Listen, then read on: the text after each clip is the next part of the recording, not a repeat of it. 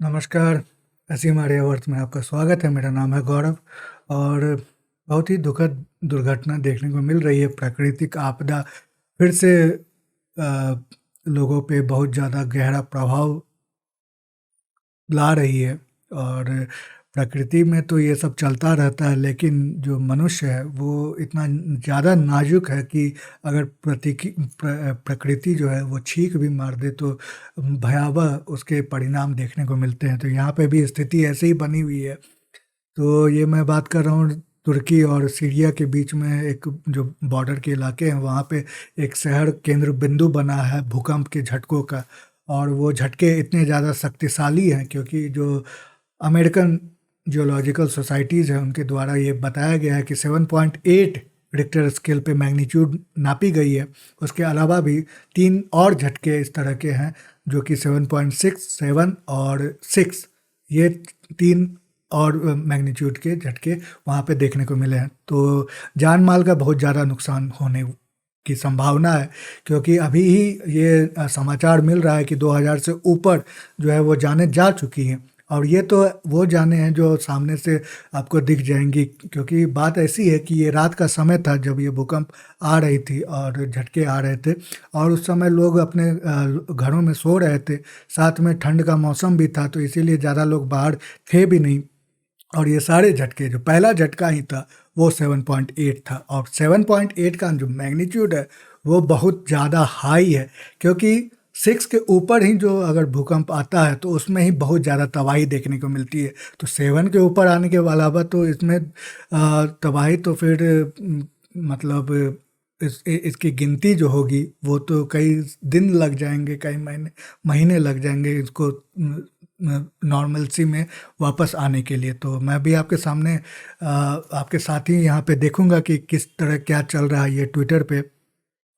तो बात ऐसी है कि सबसे पहले मैं ये बात बता दूं कि भारत सरकार की तरफ से जो टर्की है उसको हेल्प करने के लिए यहाँ से दुर्घटना जो के समय जो डिजास्टर फोर्स होती है उनको भेजा गया है और कुछ सप्लाईज भी भेजे गए हैं भारतीय सरकार के द्वारा। सीरिया के लिए भी मदद भेजी गई है। अब यहाँ पे आप देख सकते हैं कि ये ये देखिए भूकंप की क्या स्थिति है। ये कोई किचन है, मुझे लगता है वहाँ पे सीसीटीवी कैमरा में कैद हुआ है। लोग जो है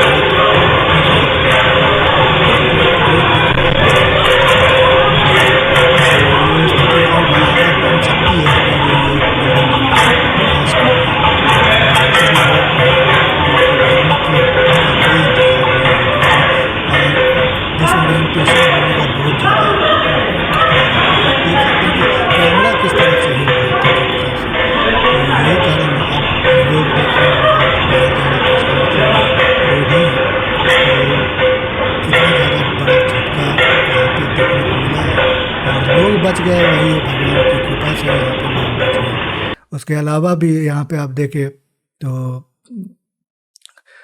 तबाही का पूरा मंजर यहाँ पे दिख रहा है क्योंकि अब सवेरे का समय आ गया है। तो यहाँ पे जो लोग हैं वो अब देख रहे हैं किस तरह बिल्डिंग्स गिरी पड़ी हैं, मलबा हर तरफ बिखरा हुआ है। यहाँ पे भी जब भूकंप आया था उस समय ये बिल्डिंग जो है वो कितनी बड़ी बिल्डिंग है, लोगों को निकाला जा रहा है वहाँ से, सभी को निकाला जा रहा है वहाँ से। और लगता है बिल्डिंग टेढ़ी हो चुकी है। तो यहाँ पे ये भी नाजुक स्थिति है, यहाँ पे कोई रह नहीं सकता है। उसके अलावा भी कहीं कहीं यहाँ पे आग भी लग चुकी हैं। ऊपर से एक बर्ड आई व्यू अगर देखें तो बहुत सारे बिल्डिंग्स गिर चुके हैं। यही तो स्थिति है 7 के ऊपर अगर आपके अर्थक्वेक हो। ड्रोन्स अगर देखें तो ये भी पूरी तरह से मलबा हर तरफ बिखरा, घर जो लाइन से घर घर थे वो सारे तबाह हो चुके हैं। यहाँ पे भी बिल्डिंगें गिर रही हैं, अभी भी बिल्डिंगें गिर रही हैं, क्योंकि कमजोरी जो फाउंडेशन होता है वही कमज़ोर हो जाता है, उसके कारण बिल्डिंग बाद बाद में भी गिरती रहती हैं। उसके अलावा भी यहाँ पे भी आप देखें, ये जो बिल्डिंग होगा ये गिर जाएगा। तो बिल्डिंग कोई पुरानी नहीं है, लेकिन मुझे लगता है कि इतनी ज़्यादा पावर के कारण ये सारे बिल्डिंग गिर रहे हैं, और यहाँ पे रेस्क्यू ऑपरेशन चालू है। तो किसी को बचाया जा रहा है मलबे के अंदर से, और ये बच्ची है जो भगवान की कृपा से बच गई है, और मुझे नहीं लगता है कि इसको ज़्यादा कुछ मतलब क्षति पहुंची है, कोई चोट नज़र आता है। ये एक किला है जो कि 2200 साल पुराना गाजिन टैप किला है। अब ये पूरी तरह से तबाह हो चुका है। तो यही जो स्थिति है बनी हुई है टर्की की। और वहाँ के प्रेसिडेंट जो है, राष्ट्रपति रिसेप तैयब अर्दगान जो है, उन्होंने कहा है वहाँ पे इमरजेंसी लगा दी गई है हाईएस्ट, और साथ में ये भी कहा गया है कि टर्की के हिस्ट्री में इस तरह का भूकंप जो मैग्नीट्यूड है 7.8 वो पहले कभी नहीं आया है। तो ये भी बहुत बड़ा कि कारण बना है इतनी ज़्यादा तबाही का। अब अगर हम देखें तो भारत इससे क्या कुछ समझ सकता है, क्या सीख सकता है, क्योंकि भारत जो है वो भी टेक्टोनिक जो फॉल्ट है उसके ऊपर है। और भारत पहले एशिया से अलग था, जो भारत का लैंड मास था वो एशिया से जुदा था। एक सेपरेट आइलैंड कह लें इसको, बहुत बड़ा एक आइलैंड फ्लोट करता था, जैसे कि ऑस्ट्रेलिया है अभी, उसी तरह भारत हुआ करता था। लेकिन फिर ये मर्ज हो गया एशिया के प्लेन से, एशिया के फॉल्ट से, और फिर जो टकराने के बाद जो इलाका बना वो हिमालय जो है वो पहाड़ बना है।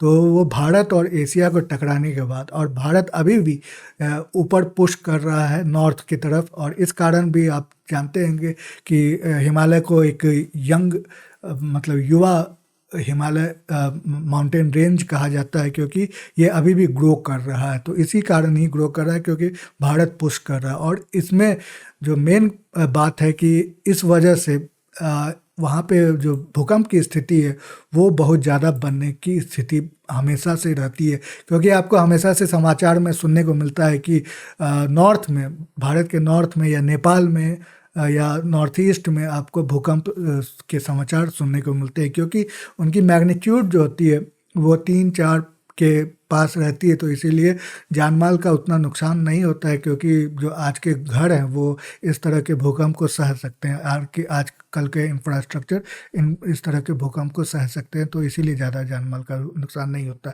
लेकिन अगर 7-8 के ऊपर आ जाए, जैसे कि ये 2015 की बात है, आपको याद हो नेपाल में एक भूकंप आया था, और ये 7.8 या 8.1 के मैग्नीट्यूड का था। तो इसमें जो जानमाल का नुकसान हुआ था वो 8,857 लोगों की डेथ हुई थी, और 35 जो हज़ार लोग हैं, सॉरी 35 लाख लोग हैं, वो घर बेघर हो चुके थे। तो इसका जो केंद्र बिंदु था, एपी सेंटर जिसको कहें, वो काठमांडू के नॉर्थ में था, यानी एवरेस्ट जो है या तिब्बत बॉर्डर है उसके तरफ था। तो इस कारण भी ये भारत में उतना ज़्यादा देखने को नहीं मिला, क्योंकि बॉर्डर एरिया जो है वो भारत नेपाल का, वहाँ पे वो इस तरह की स्थिति नहीं बनी, ये नॉर्थ में हुआ। दूसरा भी 1934 में भूकंप आया था नेपाल में, और उस समय जो था वो 8 मैग्नीट्यूड इसका रिक्टर स्केल पे नापा गया था, और एपी सेंटर जो था वो भारत नेपाल के बॉर्डर पे था, जो कि ये बिहार है, ईस्ट में स्टेट राज्य है बिहार का। और उसमें 10,000 से लेके 12,000 लोग मरे थे। इसको मैक्स इंटेंसिटी कहा जाता है, एक्सट्रीम कहा जाता है। उसके अलावा 1988 में फिर भूकंप आया था, और ये भी भारत के इलाके में ही आया था, उसी एरिया में जो भारत बिहार का एरिया है, नेपाल के साथ बॉर्डर है, वहाँ पे भी आया था। और इसमें 709 जाने ही गई थी, क्योंकि मैग्नीट्यूड 6.9 था। तो मतलब उतनी ज़्यादा इसमें तबाही देखने को नहीं मिली, फिर भी बहुत ज़्यादा तबाही हुई थी, क्योंकि यहाँ पे आप देख सकते हैं कि 50,000 बिल्डिंग्स जो थी, और पटना के बिल्डिंग्स में भी, जो कि पटना बहुत दूर है यहाँ से, वहाँ पे भी क्रैक्स देखने को मिले थे। मेन जो गवर्नमेंट बिल्डिंग्स थी उसमें क्रैक्स देखने को मिले थे। तो ये भी एक बहुत ज़्यादा तबाही थी। फिर नॉर्थ ईस्ट में अगर कहें तो 2021 में भूकंप आ चुका है, 1897 में भूकंप आ चुका है जिसका मैग्नीट्यूड जो था वो 8.2 से 8.3 था। उसके अलावा 1950 में भूकंप आ चुका था और ये सबसे बड़ा भूकंप था जिसका मैग्नीट्यूड जो था वो 8.6 था। इसमें भी बहुत तबाही हुई थी, लेकिन उस समय चूँकि आसाम उतना ज़्यादा डेंसली पॉपुलेटेड नहीं था और इस कारण ही वहाँ बच गए लोग। उतनी ज़्यादा मतलब बाकी अगर देखें जैसे 2005 का कश्मीर अर्थक्वेक है, ये गलत मैप है।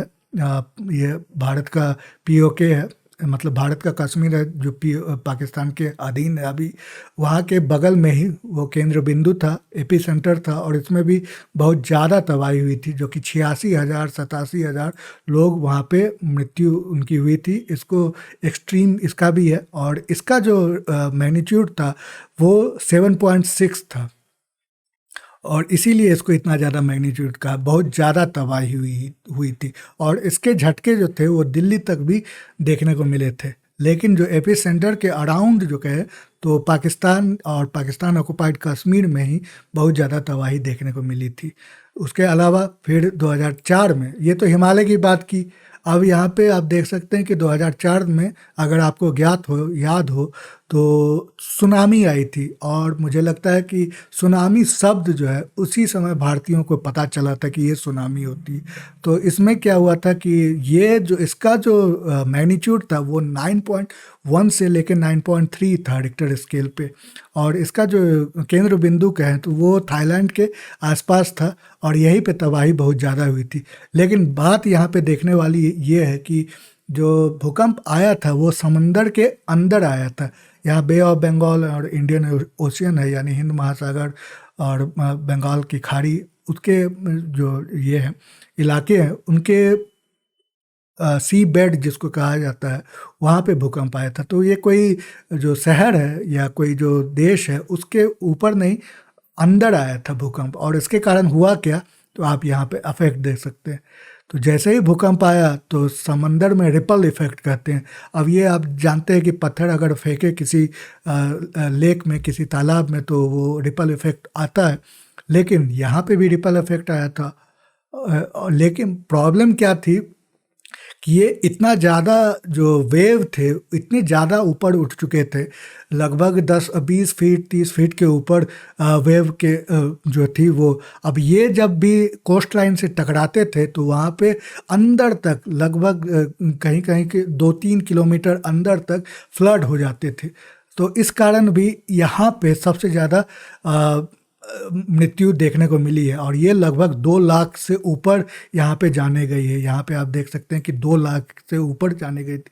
लेकिन बात ऐसी है कि ये एक देश में नहीं, यहाँ पे आप देख सकते हैं कि किस तरह से बहुत सारे देशों में अफेक्ट हुआ था, जिसमें कंट्रीज अफेक्टेड यहाँ पे India, Indonesia, Malaysia, Maldives, Myanmar, Somalia, Sri Lanka, Thailand और फिनलैंड, नॉर्वे। नॉर्वे उधर, अच्छा पता नहीं उधर कैसे हुआ, हो सकता है लिंक के थ्रू। लेकिन यहाँ पे ये इन सबों पे अफेक्ट हुआ था इनडायरेक्टली। मुझे लगता है कि कैजुअलिटी की बात है, क्योंकि थाईलैंड में बहुत सारे टूरिस्ट की जाने गई थी, वहाँ फुकेत में बहुत ज़्यादा तबाही मची थी। तो इसमें भी यही है। अब ये यहाँ हिमालय की तो बात मैंने कर दी कि वहाँ पे फॉल्ट जो होते हैं वो एक दूसरे के ऊपर टकराते हैं, तो इसके कारण जो एनर्जी रिलीज होती है उसके कारण ही भूकंप आते हैं। और हिमालय जो है वो बहुत ज़्यादा नया है, क्योंकि भारत जो है वो एशिया के लैंडमास से टकराया है। नया मैं इसलिए कह रहा हूँ कि ये 2 साल, 10 साल, 20 साल या 100 साल या 1000 साल की बात नहीं है, मिलियंस ऑफ ईयर, लाखों साल पहले की बात है। लेकिन अगर कंपेयर करें पृथ्वी की उम्र की, उसके कंपेरेटिव ये बहुत ज़्यादा नए हैं। तो उसके अलावा भी, तो फिर हिमालय की तो बात हो गई। अब ये इस यहाँ पे क्यों भूकंप आते हैं, तो ये यहाँ पे देखने वाली बात है। ये जो आप रेड देख रहे हैं इसको कहा जाता है रिंग ऑफ फायर। तो ये यहाँ इस इलाकों में अगर यहाँ पे भूकंप सबसे ज़्यादा देखने को मिलते हैं। अगर इसको देखें तो ये ग्लोब है आपके सामने और दोनों तरफ से ये रिंग ऑफ फायर है। ये पैसिफिक ओशियन के ऊपर से जाता है, मतलब जो भी लैंड मास इससे बॉर्डर करते हैं पैसिफिक ओशियन उन सबों पे। और यहीं पे सबसे ज़्यादा आपको रेड डॉट दिख रहे हैं। यहाँ पे सबसे ज़्यादा भूकंप आए हुए हैं। अब इसी तरह ये भी आर्किपेलागो में ही आता है, इसको रिंग ऑफ फायर आर्किपेलागो कहा जाता है, जो यहाँ पे ये है। अब जापान में बहुत ज़्यादा भूकंप आया है, क्योंकि जापान, जैसे मैंने बताया, भारत हिमालय जो लैंडमास के कारण बना है, उसी तरह जापान भी जो है वो बहुत ज़्यादा एक नया आइलैंड है जो क्रिएट किया गया या बना है, मतलब हमारी प्रकृति के द्वारा, और इस वजह से भी वहाँ भूकंप बहुत ज़्यादा आते हैं। तो अगर जापान का आप देखें, गूगल करें तो देखें कितने ज़्यादा भूकंप वहाँ नोट कर किए गए हैं, और बहुत जल्दी जल्दी भी आते हैं। 2004 में भी, 2005 में भी, 2011 में, 2007 में बहुत ज़्यादा, बहुत फ्रिक्वेंटली वहाँ भूकंप आते हैं 2004 में। और 2011 का जो भूकंप था वो 9 उसका मैग्नीट्यूड था। लेकिन बात ऐसी है कि मैं जापान का एग्जांपल क्यों दे रहा हूँ, तो जापान का इसलिए एग्जांपल यहाँ पे ये है कि उन्होंने 2011 में जो भूकंप आया था उसमें भी बहुत ज़्यादा जानमाल का नुकसान हुआ था, लगभग 19,000 20,000 लोग मरे थे। लेकिन अगर मैं उसको कंपेयर करूँ, 9 रिक्टर स्केल पे उसका मैग्नीट्यूड था, और भारत से भुज की जो ये है, भुज में भी बहुत 60,000 लोग से ऊपर मरे थे, लेकिन जो मैग्नीट्यूड था वो 6.7 के आसपास था कुछ। तो अगर कंपेयर करो तो वहाँ पे 9 पे होने पे भी उतनी ज़्यादा जाने नहीं गई थी, और लेकिन भारत में 6 के ऊपर होने पे बहुत ज़्यादा जाने गई थी। तो ऐसा क्या है? तो जापान फोकस्ड है, क्योंकि वहाँ फ्रिक्वेंसी ऑफ अर्थक्वेक बहुत ज़्यादा है, तो इसीलिए बहुत ज़्यादा फोकस्ड जो वहाँ पे जब भी अर्बन प्लानिंग होती है, जब भी बिल्डिंग्स बनाए जाते हैं, जब भी इंफ्रास्ट्रक्चर बनाया जाता है, तो भूकंप को एक उस पे फोकस रख के बनाया जाता है। इसीलिए कहा जाता है कि आज तक जब भी भूकंप आए हैं वहाँ पे, जो उनकी फेमस बुलेट ट्रेन है, वो आज तक उसमें एक्सीडेंट नहीं हुआ है, क्योंकि जब भी इस तरह के भूकंप मतलब पता चलता है तो ट्रेन अपने आप 8-9 सेकंड में ही रुक जाती है। तो इसीलिए भूकंप के कारण कोई ट्रेन पटरी से नहीं उतरी है, ये वहाँ की खासियत है। अब मैं इसका एग्जांपल इसलिए दे रहा हूँ क्योंकि अगर हम देखें, ये है भारत का national institute of disaster management, ये केंद्र का केंद्र सरकार का वेबसाइट है। इस पे अगर हम देखें तो ये आपका भारत का मैप है, जोन 2, जोन 3, जोन 4, जोन 5, इन सबों में भूकंप का ये बताया जा रहा है कि about 59% of land area of India is liable of seismic hazard damages. तो लाल जो है वो सबसे ज़्यादा ताकतवर भूकंप जोन कहलाता है, जहाँ पे आपको 8-9 पे भी दिख सकता है भूकंप का। उसके अलावा जो ऑरेंज है वो नॉर्थ में आप देख सकते हैं कि बहुत ज़्यादा है। नॉर्थ ईस्ट तो पूरी तरह से लाल है, नॉर्थ का एरिया ऑरेंज है, जहाँ कि अब बिहार का मैंने बताया, यहाँ पे नेपाल भी आएगा, क्योंकि नेपाल भारत में नहीं है तो इसीलिए नेपाल को गायब किया है, कि फिर भी वो रेड या ऑरेंज में आता। उसके अलावा बाकी और सब जो जगह हैं, यहाँ पे भी भुज जो है, जैसे मैंने बताया था 6 के ऊपर आया था, वहाँ पे बहुत ज़्यादा तबाही हुई थी, और ये भुज का इलाका रेड है। उसके अलावा भी ऑरेंज है, मुंबई के आसपास भी ऑरेंज है। तो ये सारे इलाकों में आप देख सकते हैं कि कितनी ज़्यादा तबाही हो सकती है।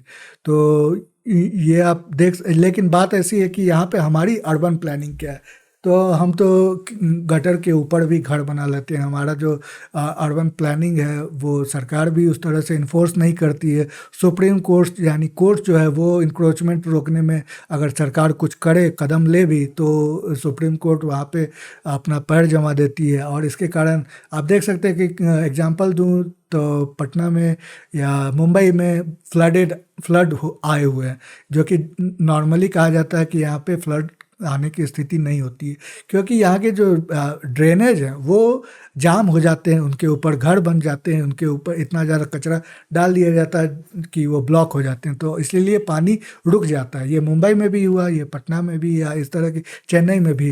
तो हमारी अर्बन प्लानिंग बिल्कुल ही बेकार है।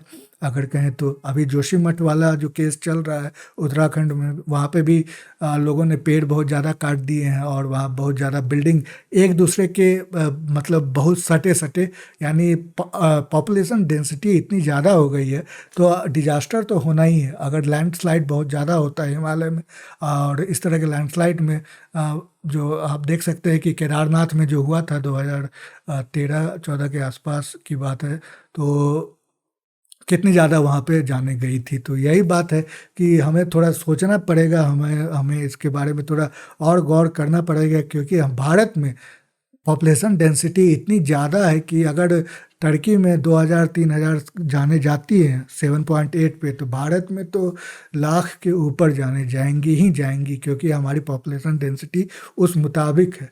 तो इसीलिए भी, और साथ में ये भी है कि जब भी इस तरह के डिजास्टर होते हैं तो केंद्र से जो एनडीआरएफ फोर्सेस हैं या फिर जो हमारी सेना है उनके द्वारा हेल्प किया जाता है, लेकिन बाकी लोगों को पता नहीं है कि भूकंप की स्थिति में क्या करना है। जैसे फर्स्ट एड की बात हो, या कहाँ छुपना है, या किस तरह से अगर अवॉइड कर सके बाहर निकलना है तो कहाँ पे खड़े होना है, पेड़ के नीचे नहीं खड़े होना है, या फिर कहीं जो फिसर जो होते हैं, जो ज़मीन फट जाती है वहाँ पे खड़े नहीं होना है। तो वो इन सबों के बारे में हमें बहुत कम ज्ञान है, इसको भी जानना बहुत ज़रूरी है और ये बहुत ज़्यादा इम्पॉर्टेंट है। हम फ्लड के बारे में जानते हैं, हम बाढ़ के बारे में जानते हैं, हम साइक्लोन के बारे में जानते हैं, हमें अवगत करा दिया जाता है, लेकिन भूकंप के बारे में अभी कोई ऐसा टेक्नोलॉजी नहीं बना है जो हमें पहले से अवगत करा दिया जाए और इसके कारण जान माल का नुकसान हो। तो ये एक बहुत बड़ी प्राकृतिक आपदा है जो तुर्की में देखने को मिली है, सीरिया में देखने को मिली है, और भगवान से प्रार्थना है कि ज़्यादा से ज़्यादा जाने वहाँ पे बचे। तो हम भी यहाँ से प्रार्थना ही भेज सकते हैं, और सरकार की तरफ से मदद वहाँ पे भेजी जा रही है। तो और भारत में भी हमें सतर्क रहना पड़ेगा कि इस तरह की चीज़ें भारत में हो तो हम किस तरह से रिएक्ट करें। तो आज के लिए इतना ही, अगली बार फिर मिलते हैं। तब तक के लिए मैं आपसे रिक्वेस्ट करूँगा कि चैनल को सब्सक्राइब करें, वीडियो को लाइक करें और शेयर करें ज़्यादा से ज़्यादा। साथ में बेल आइकन को ज़रूर प्रेस कर दें ताकि जब भी मैं कोई नया वीडियो अपलोड करूँ आपको नोटिफिकेशन मिलती रहे। अभी के लिए इतना ही, अगली बार फिर मिलते हैं। तब तक के लिए नमस्कार, जय हिंद।